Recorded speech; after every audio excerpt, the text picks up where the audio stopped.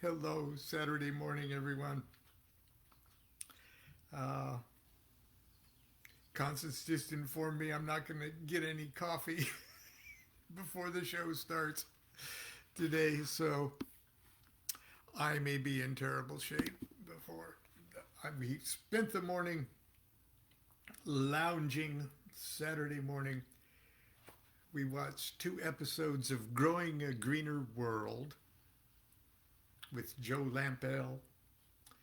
Uh, we don't get it on our local television station here, but I've got it on the computer. We watched two episodes of that.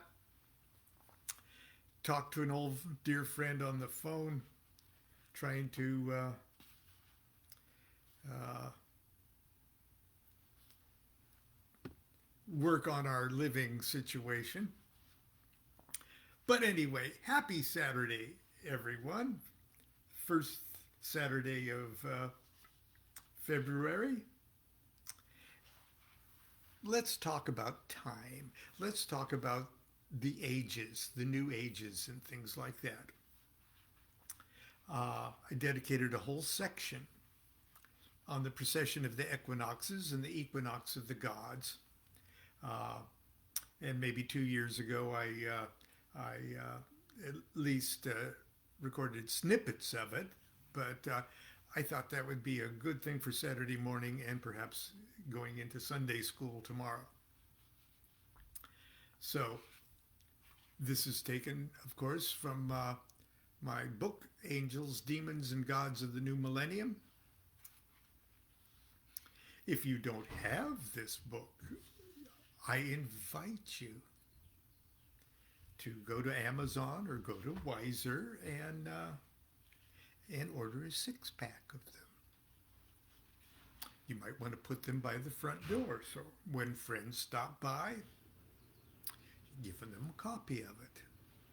They'll love it.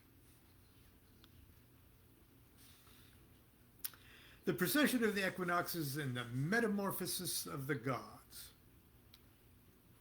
Or as they say on Masterpiece Theater, the Metamorphosis of the Gods. A little epigram from Ovid, the Metamorphosis.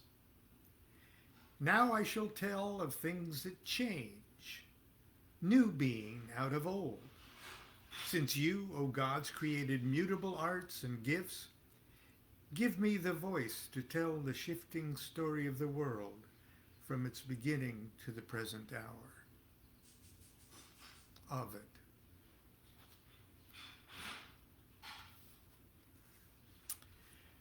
I confess.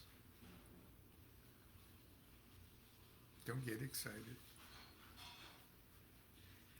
I confess that I'm old enough to remember with poignant nostalgia the golden age of hippiedom. I'm going to get comfortable here. Which I say was 1966 through 1969, the golden age of hippiedom. My wife and I tuned into the Beatles, vegetarianism, yoga, astrology, and Eastern mysticism, tuned on to the softer variety of chemical mind expansion, and dropped out of college, the military-industrial complex, and any involvement with the social and spiritual formulae of the previous generation. We found ourselves thrust into the vortex of a profound and universal polarization of perception. It sounds very familiar to the times we're living in right now. I'm digressing here. We found ourselves thrust into the vortex of a profound and universal polarization of perception. Sound familiar? Artists and young people were the first to be affected. Either you saw that the world had just changed radically or you didn't. If you saw it, you were seized with the realization of you were seized with the realization of limitless possibilities, a world at peace, the eradication of disease and hunger, space travel, spiritual enlightenment, all seemed possible and within our reach. Those that didn't see it, including family members, politicians, and movie stars, were seen as dangerous troglodytes collaborating with the slave masters and worshiping false old gods of greed, violence, and self-induced ignorance. Many and colorful were the variations within this symphony of change, but Bob Dylan's raspy little voice articulated its major theme. For the times, they are a-changing. There was no shortage of theories proposing to explain this cultural phenomenon. The government blamed communist agitation. Remember, this is 1966. The military blamed the liberal government. School administrators blamed television and the compassionate child-raising advice of Dr. Benjamin Spock.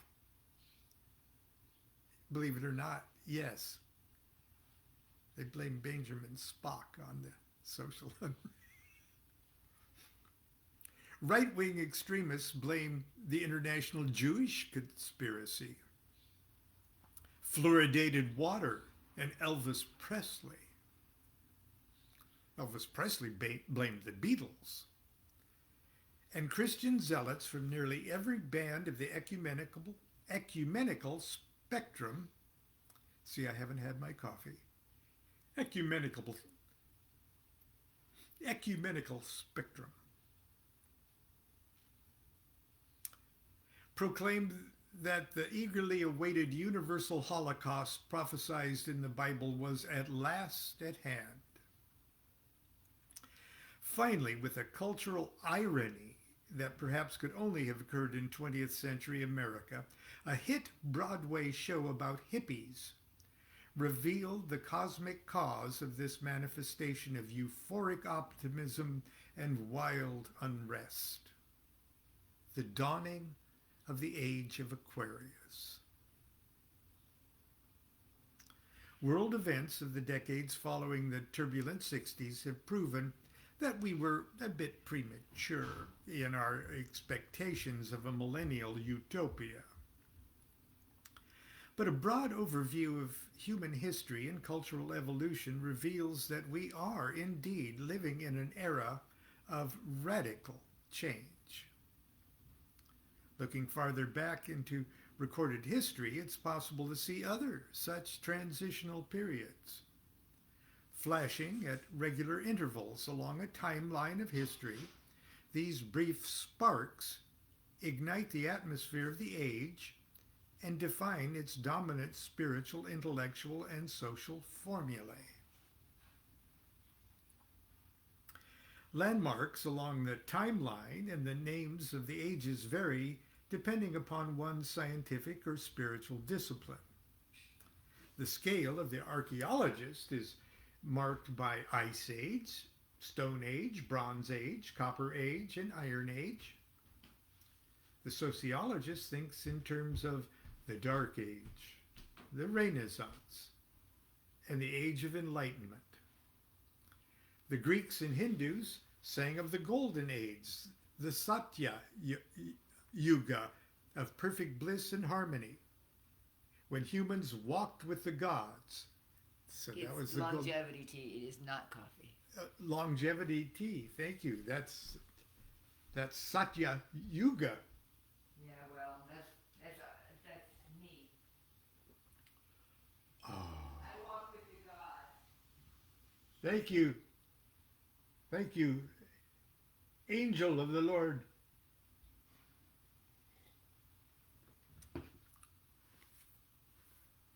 I digress. Let's start again. The Hindus sang of a golden age, Satya Yuga, of perfect bliss and harmony when humans walked with the gods, a silver age, Treta Yuga, of justice and enlightenment, a bronze age, Dwapara Yuga, the law of enforced morality, and an iron age, Kali Yuga, of violence and moral degeneracy. To the student of Western Hermeticism, the most significant timeline of the ages is determined by the relative movement of heavenly bodies. Now, I've got a couple of diagrams, okay, here that will make more sense in just a little while. But there's the great astrological ages, and there's the approximate dates associated with the astrological ages that preceded ours. And here is a view of the zodiac when the sun appears to us from the Earth point. This is an Earth-centered diagram. The Earth is in the middle there. And when the sun appears to be in Aquarius, with the Aquarius in the background, but on the other side, the direct opposite, we get a direct ray from just the opposite, Leo. So in a sense, this is the age of Aquarius, but we're getting the age of Aquarius filtered. We're getting the influence of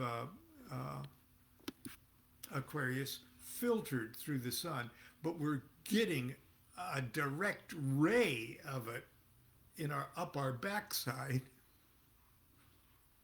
by Leo. So in a sense, we're shish kebabbed on an Aquarius Leo skewer. Okay. Since at least the third millennium BC, Vedic astrologers were aware of the spherical shape of the Earth, the law of gravity, and the heliocentricity of the solar system. Centuries of observation also led them to surmise that our sun and solar system were revolving in an elliptical path around a dual sun, or else some other inscrutable point in the galaxy. Observing the relative position of the sun against the backdrop of the zodiacal band at the vernal equinox, it was discovered that the sun seems to fall a bit short of its starting position of the previous year. Now, the footnote says this phenomenon is actually caused by an extremely slow wobble of the Earth's axis, which, like a spinning top, traces circles in space with its north and south poles. So, they discovered that the sun seems to fall a bit short of its starting position of the previous year, resulting in the loss of approximately 1 full degree every 72 years. Consequently, the sun appears to move backwards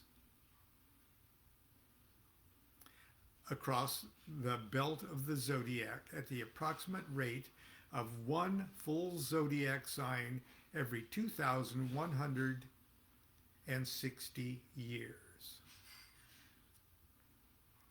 Astrologers disagree upon the exact length. This is a footnote. Astrologers disagree upon the exact length of the astrological ages, giving estimates ranging from 2,000 years to 2,400 years.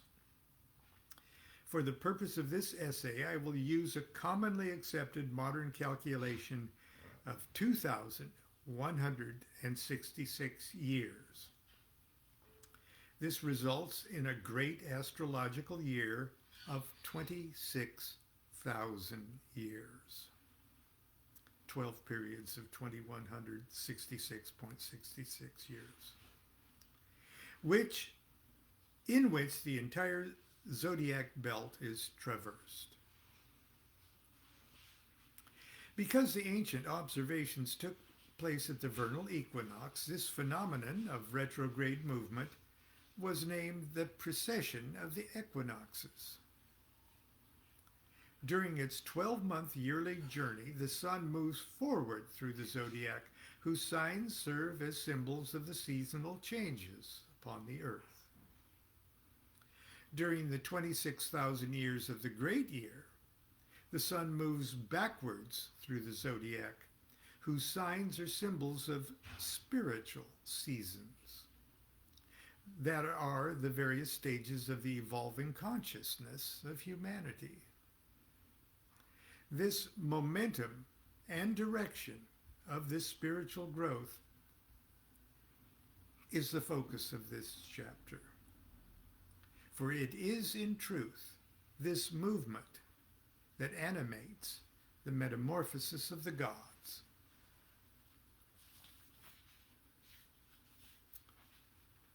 Our next little chapter is, or section is called a pantheon of one. At the risk of being labeled a solar chauvinist, I will affirm the fact that any astrologer who is not suffering some terminal form of parochial denial must grudgingly admit to be true. The sun is the god of the zodiac. Its first and most important godlike duty is simply to provide an aspect of position in a space-time continuum. Without this point of reference, there'd be no belt of the zodiac because there would be no fixed point from which to project one. No time, whose fragile existence requires a point of triangulation from which to observe the relative movement of the heavenly bodies. And most importantly, no us. Akhenaten, the famous heretical pharaoh, he just got right down to the nitty-gritty and said, look, my fingers, the grass, the animals, the water, everything. The sun gave it to us all. There'd be nothing. We owe everything to the sun. What more of a God do you freaking want? And it's right there. Don't dreamy thing and half cow and half. No, it's right there. Every morning, get out there and say hi. But I digress. Solar energy, either from our own sun or from the earlier generation ancestors, literally created the Earth, Moon, and our planetary neighbors. The conversion of sunlight creates and sustains all life. Truly, in our little corner of the universe, the sun is not only the symbol of a god, it is a god. It's not to say that the moon and the planets and individual stars and fixed stars and asteroids and comets and black holes and all the other as yet undiscovered celestial dignitaries are not also gods. But for those of us upon the earth, the influence of these other deities can only be ultimately realized through the agency of or relationship with the sun.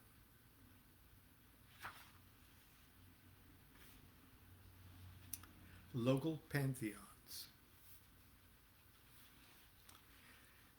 There's abundant evidence to demonstrate that since prehistoric times, the sun was venerated as a deity by cultures around the world. Can you excuse me just for a moment?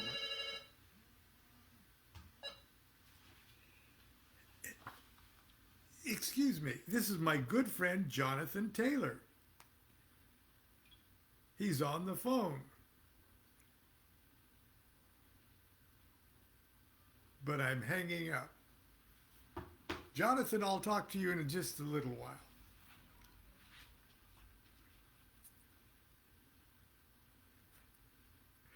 There's abundant evidence to demonstrate that since prehistoric times, the sun was venerated as a deity by cultures around the world. More common, however, was the worship of a pantheon of goddesses and gods who at first represented an assortment of natural powers and agencies relevant to the daily lives of the population of the local geographic area.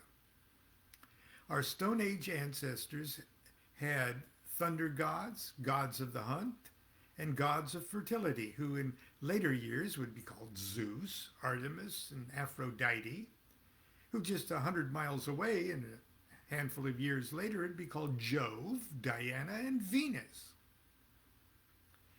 Gods such as these are not destroyed with the passing of each age, just as the sun is not destroyed as it passes from sign to sign in the precession of the equinoxes. Rather, the gods undergo shift in character and importance within the local pantheon. This metamorphosis is also illustrative of changes which accompany major social, societal, and geopolitical upheavals, such as when the goddess of one culture becomes merely the wife or mother of her former consort, or the male god of the tribe, city, or nation which has conquered her devotees in battle. For the ceremonial magician, each god can provide a subjective and easy to visualize image of a specific aspect of his or her own complex psycho-spiritual nature.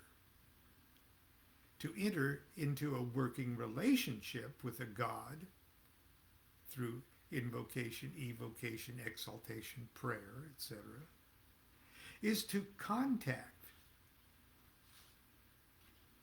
activate, assimilate, or direct the particular facet of one's own being personified by that God. As we have observed, the characters of the gods are mutated and changed, sometimes subtly, sometimes radically, with each step in the evolving consciousness of our race. In order to operate with the maximum efficiency and safety when invoking a god of any pantheon, the magician must be unambiguously in tune with the most recent shift. Zeus, Artemis, and Aphrodite and the gods of all ages and cultures are alive and well in the age of Aquarius. But the means by which they exercise their powers upon the modern psyche differ significantly from those of their Bronze Age incarnations. The modern magician who wishes to invoke the strong and aggressive presence of Mars might find himself or herself emotionally and ethically unprepared to handle the manifestation of drunken bloodlust, which was the natural calling card of Homer's god Ares. To better understand the momentum of change along the timeline of astrological ages, let's take a brief look at just a few of the anthropological, cultural, and spiritual landmarks that characterize the historic epochs important to Western Hermeticism. And I start by taking a look at the age of Leo, which was approximately 10,966 BC to about 8,830 BC. So it's that area. And once again, those are the areas that I've got laid out like this. And we'll be starting with Leo there and working our way to the right. And we'll talk about that right up to the age of Aquarius. But for that, we'll have to start that precession for Sunday school tomorrow. And until then, have some more longevity tea. Enjoy your weekend, everyone. Do what thou wilt shall be the whole of the law. Love is the law, love under will.